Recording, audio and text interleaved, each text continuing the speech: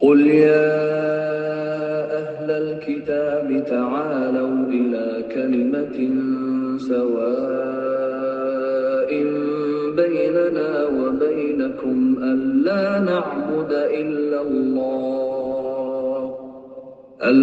نعبد إلا الله ولا نشرك به شيئا ولا يتخذ بعضنا بعضا أربابا من دون الله فإن تولوا فقولوا اشهدوا بأننا مسلمون.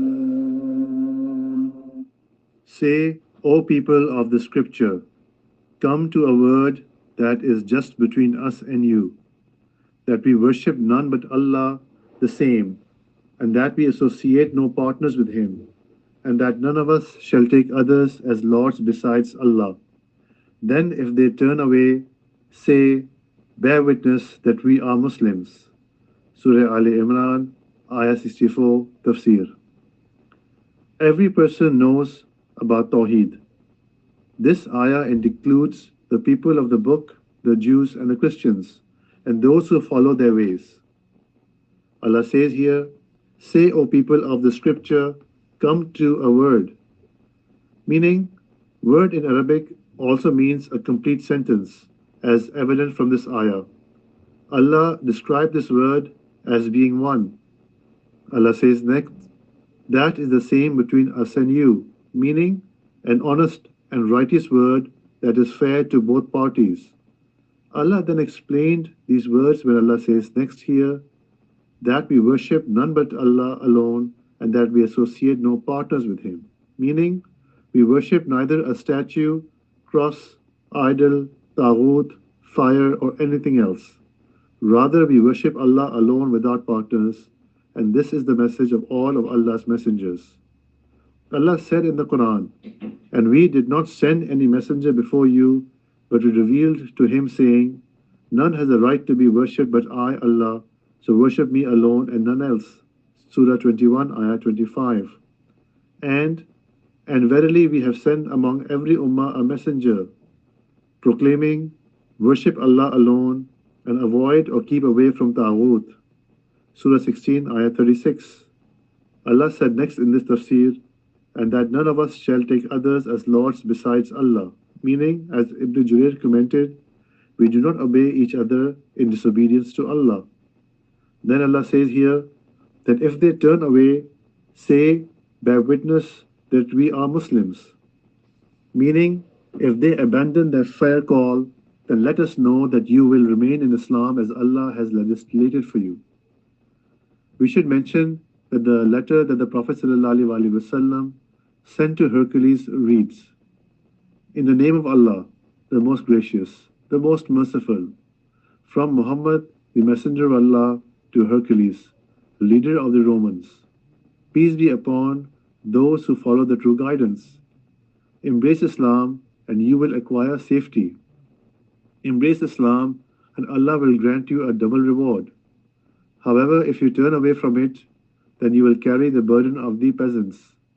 And then Surah Ali-Imran, Ayah 64, was then included in the letter, where Allah says, O people of the scripture, come to a word that is the same between us and you, that we worship none but Allah, and that we associate no partners with Him, and that none of us shall take others as lords besides Allah.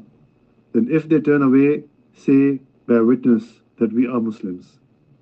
Muhammad bin Ishaq and other scholars said that the beginning of Surah Ali-Imran and more than 80 verses thereafter were revealed about the delegation of Najran. Az-Zuhri stated that the people of Najran were the first people to pay the jizya, meaning tax money paid to the Muslim state. However, there is no disagreement that the ayah that ordained the jizya, Surah 9, Ayah 29, was revealed after the Fath, conquering Makkah, and therefore after the delegation of Najran came to Al-Madinah. So how can this ayah of Surah Ali-Imran 64 be contained in the Prophet's letter to Hercules before the victory of Makkah? And how can we harmonize between the statements of Muhammad bin Ishaq and Az-Zuhri? The answer is that the delegation of Najran came before Al-Hudaybiyah, before the victory of Makkah. and what they paid was in lieu of the mubahala, not as jizya. The ayah about the jizya was later revealed, and its ruling supported what occurred with the Najran people. In support of this opinion, we should mention that in another instance, the ruling on dividing the booty into 1/5 for the Prophet ﷺ and 4/5 for the fighters agreed with the practice of Abdullah bin Jahsh during the raid that he led before Badr. An ayah later on upheld the way Abdullah divided the booty. Therefore, it is possible that the Prophet ﷺ wrote this statement, "Say, O people of the scripture," in his letter to Hercules before the ayah was revealed. Later on, the Quran agreed with the Prophet's statement word by word. It is also a fact that the Quran was revealed in agreement with what Umar said regarding the captured disbelievers at Badr, the hijab, Muslim women code of dress, refraining from performing prayer for the hypocrites, and regarding his statements, where Allah says in the Quran, "And take you the maqam of Ibrahim as a place of prayer," Surah 2, Ayah 125. And it may be, if he divorced you, that his Lord will give him instead of you wives better than you, Surah 66, Ayah 5. يا أهل الكتاب لم تحاجون في إبراهيم وما أنزلت التوراة والإنجيل إلا من بعده أفلا تعقلون ها أنتم هؤلاء حاججتم فيما لكم به علم فلم تحاجون فيما ليس لكم به علم والله يعلم وأنتم لا تعلمون ما كان إبراهيم يهوديا ولا نصرانيا ولكن كان حنيفا مسلما وما كان من المشركين إن أولى الناس بإبراهيم للذين اتبعوه وهذا النبي والذين آمنوا والله ولي المؤمنين. O people of the scripture, why do you dispute about Ibrahim, while the Torah and the Injil were not revealed till after him? Have you then no sense? Verily, you are those who have disputed about that of which you have knowledge. Why do you then dispute concerning that of which you have no knowledge?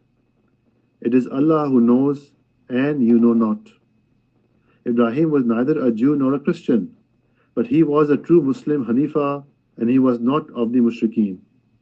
Verily, among mankind who have the best claim to Ibrahim are those who followed him, and this Prophet, and those who have believed. And Allah is the Wali, protector and helper of the believers. Surah Ali-Imran, Ayah 65, 268, Tafsir. Disputing with the Jews and Christians about the religion of Ibrahim. Allah censured the Jews and Christians for their dispute with Muslims over Ibrahim al-Khalil and the claim each group made that he was one of them. Muhammad bin Ishaq bin Yasar reported that Ibn Abbas said, "The Christians of Najran and Jewish rabbis gathered up before the Messenger of Allah ﷺ and disputed in front of him. The rabbi said, Ibrahim was certainly Jewish. The Christians said, certainly Ibrahim was Christian. So Allah sent down this tafsir, O people of the scripture, why do you dispute about Ibrahim? Meaning, how is it that you Jews claim that Ibrahim was Jew, although he lived before Allah sent down the Torah to Musa? How is it that you Christians claim that Ibrahim was Christian, although Christianity came after his time? This is why Allah said, have you then no sense? And Allah then said, verily you are those who have disputed about that of which you have knowledge. Why do you then dispute concerning that of which you have no knowledge? This ayah criticizes those who argue and dispute without knowledge, just as the Jews and Christians did concerning Ibrahim. Had they disputed about the religions which they had knowledge of and about the law that was legislated for them until Muhammad ﷺ was sent, it would have been better for them. Rather, they disputed about what they had no knowledge of, so Allah criticized them for this behavior. Allah commanded them to refer what they have no knowledge of to He who knows the seen and unseen matters and who knows the true reality of all things. This is why Allah said here, "It is Allah who knows and you know not." Allah then said, Ibrahim was neither a Jew nor a Christian, but he was a true Muslim Hanifa, meaning shunning shirk and living in Iman. And then Allah says, and he was not of the mushrikeen. This ayah is similar to the ayah in Surah Al-Baqarah, where Allah says, and they say, be Jews or Christians, then you will be guided. Surah 2, ayah 135.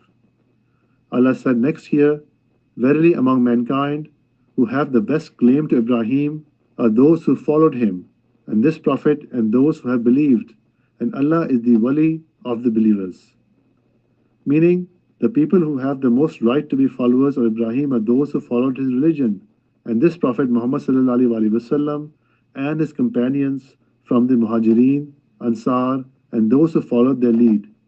Sa'd bin Mansur recorded that Ibn Masud said, the Messenger of Allah ﷺ said, quote, every prophet had a wali from among the prophets.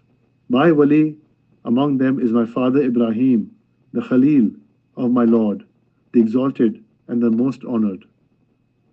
The Prophet ﷺ then recited from the Quran, verily among mankind who have the best claim of Ibrahim are those who followed him. Allah's statement next, and Allah is the wali of the believers, means Allah is the protector of all those who have believed in his messenger.